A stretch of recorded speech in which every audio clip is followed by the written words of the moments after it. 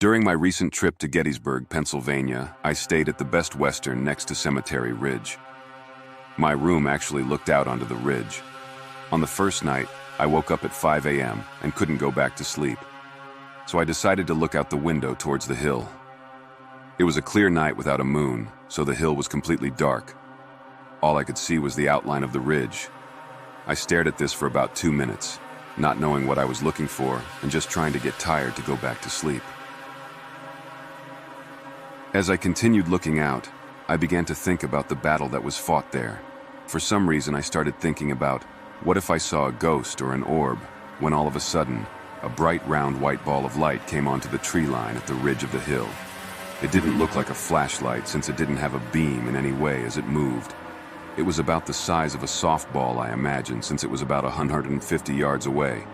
It started moving right to left along the tree line when it sped off across the hill towards the angle, if you know that location on Cemetery Ridge. The whole thing lasted about 30 to 45 seconds.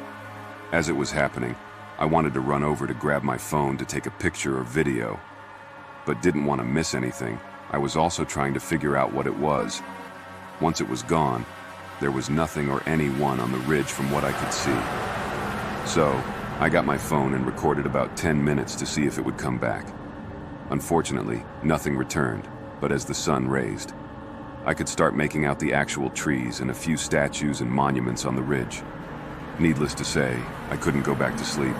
I should just add the movement of the light from right to left was erratic, so when it sped off, it was extremely fast, leaving no trace of light behind it. In my opinion, nobody could have run that fast, and there was no indication of a motorcycle, bike, or car. When I was younger, I went camping with my older brother who was a Boy Scout leader. We decided to go to in Andersonville, Georgia. It wasn't a battlefield, but it was one of the most terrible prisons the Confederate Army had. Thousands of Union soldiers died there from starvation, disease, and brutality. Anyway, we camped across the road from the main entrance of the site in a small area, maybe 50 yards from the highway, but in some dense woods. As the sun set, it became dark quick. I volunteered to go lock the gate leading into our camp. As I walked the trail with a flashlight shining on the ground, something ran in front of me, so close that I felt the air move across my face. I quickly turned to look around at my surroundings and saw absolutely nothing. It came from my right side, but ran to my left. I could hear the footsteps running away from me deeper into the woods, but I didn't see anything but darkness. I didn't sleep well that night. I constantly heard noises around our campsite. When I woke up the next morning, I found rocks around our campfire, not sure how they got there. We decided to leave that day. I never went camping in that area again. When I was in middle school, I went on a Gettysburg ghost walk tour with my friend as we were nearing the end of the tour. The last place on this particular tour was a church near downtown Gettysburg that had been converted into a field hospital during the battle. As my friend and I were listening to the tour guide talk about the history and the blood-stained floorboards that are still within the church to this day, she and I both were hit with an extremely overpowering smell of aftershave. So strong you would think someone had poured an entire bottle out just moments before. We were both kind of giggling between us that it was the 12-year-old boy a few groups in front of us that must had overdone. My father was also with us during the tour, as he and his friend had been the ones to bring us. He had overheard us talking about this smell. Now my dad is very sensitive to smells, so much so that walking by Bath and Body Works, Hollister, Abercrombie would give him a headache almost immediately. I wasn't even allowed to chew on certain flavors of gum as a child because of this. We told him what we were laughing about and that this poor kid reeked of aftershave. He said he couldn't smell anything. My friend and I were baffled. How could you not smell this kid? My dad's friend agreed with him that he could not smell anything. We both thought this was so strange. After the tour, we asked the tour lady if anyone else reported smelling cologne, aftershave, or cigar smell in that area. She told us that at least once a tour someone will mention it outside of that church, while others seem to never notice or smell anything at all. So, not a sighting this time, but a very strange occurrence. I grew up not too far from Gettysburg, so it wasn't uncommon that my dad and I would go for bike rides on the trails through the battlefields. One day around dusk, we were riding on one of these paths when he realized he had forgotten his water bottle back in the car. So I wait for him on the trail while he went back to get it. As I'm looking out towards the field, I notice something out in the distance. It was someone walking off the path into the actual battlefield itself. The grass can be pretty tall in some of those areas, as I'm watching this man walk through the field and out of the tall grass into the paved path. It wasn't until he left the grass area that I noticed this man had no legs. It was only from the knees up. I honestly thought I was seeing things, but as I looked closer to confirm that I was in fact seeing a man with no legs walk across the path, he disappeared. That's the best way I can describe it. He was there 1 second, and then gone the next. My dad returned a short time after. There was no way for me to prove what I had saw. It was just me, and no one really believes me when I tell them this story. I know what I saw, though. It was one of the clearest apparitions I've ever seen. He looked incredibly real. It was a very strange encounter. This story takes place on July 3rd, 2022. It was the final day of the battle, at one of the more known paranormal hotspots in town, known by locals as Suicide Bridge. Many people are still afraid to even set foot near it because of its tragic history. The energy there is so unpredictable. It was initially constructed in 1886, and eventually the road was blocked off in 1998, so the only way to access today is by bike or a short walk on foot. My friend and I arrived at around 8 p.m. that evening and parked our car at the more distant entrance. We began the walk down the narrow, dark road surrounded by trees on both sides.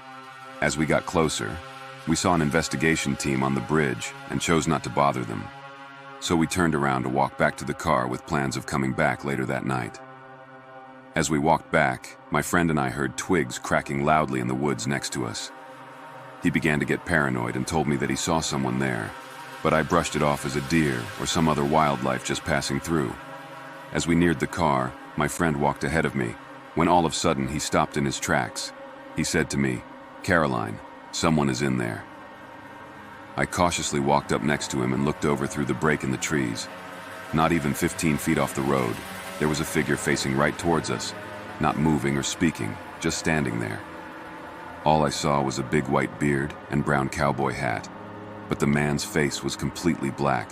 I couldn't make out a single feature. I stood paralyzed with fear. Then a sense of impending doom washed over me. Something was extremely wrong. My legs started running before my brain told them to, and I began sprinting full speed for the car, while my friend trailed right behind me. It was the first time I had ever been in true terror. I fumbled with my keys to unlock the car, but once I got in the vehicle, I peeled out before my friend had even fully closed his door. While still processing what we had just experienced, we decided to drive around to the other entrance, which was right off the main road, to talk to the people on the bridge. As we walked up, we heard their equipment going crazy. As soon as our feet touched the wood of the bridge, it stopped. They were very kind and helpful. When we told them what we had seen, they all looked at each other in shock. They told us they were there a few days prior, and they saw the same blank-faced man walk off the road towards the bank of the creek before disappearing under the bridge. I was too scared to take a picture or even a video, but I know what we saw was not just some strange guy wandering the forest. I may never know, but I will never forget the fear and dread I felt at Suicide Bridge. In southern Tennessee, close to Chattanooga, there's a road called Shipley Hollow Road. Going into my story, I did not know about the legend of Pity Pat or the history of Shipley Hollow. If you haven't heard of Pity Pat or not familiar with the area, the legend of Pity Pat came about shortly after the Civil War. Those accounts appear to have occurred just past the hairpin curve at the McDonald Mill and Dam on Doherty Ferry Road, also known as the Plank Road. The original story involved a young woman accompanying her baby in a horse-drawn carriage. Supposedly one night, shortly after making the sharp turn and approaching the split between Shipley Hollow and Doherty Ferry Road, the creature made its move on the couple and the horse. The horse sensed danger and spooked, taking off and eventually causing the buggy to overturn, spilling the passengers onto the roadside. The creature then carried off the baby, which was never seen again. So when I was a teenager, I was dating someone who lived close by Shipley Hollow Drive. and we decided we wanted to go ghost hunting one night. He brought this up because there is a graveyard, and it was in the middle of nowhere. A perfect spot to explore the paranormal. As soon as I started getting ready to go to Shipley Hollow, my dog started acting strange, growling at the doorway when no one was there, pacing and whining. I began to have second thoughts about going at this point, but my boyfriend told me we would only be there for 30 minutes. So we got in my car and drove to the graveyard, which was 20 minutes from my house. The whole drive there, I felt very uncomfortable, almost like someone was watching us in the car. We turned on an old road and began to drive up to Shipley Hollow Road. About halfway up the road is a bridge that goes over a stream. I stopped the car so we could get out and look at the water. My boyfriend's friend said he wanted to get in. The bridge was probably 10 to 15 feet from the stream, so it would have been a bit of a hike down. I automatically yelled no and told him to get back in the car. He didn't respond, so my boyfriend had to literally drag him back to the car. It was like he was hypnotized or something. But once we got to the graveyard and parked the car, I turned the car and the lights off, and the three of us got out of the car. There were graves on both sides of us as we started exploring and looking at the graves using a flashlight. When all of a sudden we hear this blood-curdling scream. It was one of those moments where you feel as though you imagined it, because of how cliché it would be. My boyfriend asked us, "What the hell was that?" when we heard it again. It was fainter this time, like it was far off in the woods. I yelled at him to stop talking, and that's when we heard it for a third time. But this time it sounded right next to us. The screams were terrifying, like a woman screaming bloody murder, and the screams were last 3-4 seconds. All three of us ran back to the car, flipped the lights on, and I sped off as quickly as possible. After that, weird things started happening to me. I'd wake up feeling like someone was staring at me from a corner in my boyfriend's bedroom. We'd hear voices when we were the only ones at his house.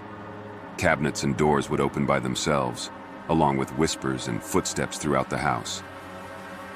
A shampoo bottle flew across the bathroom when I was showering one morning.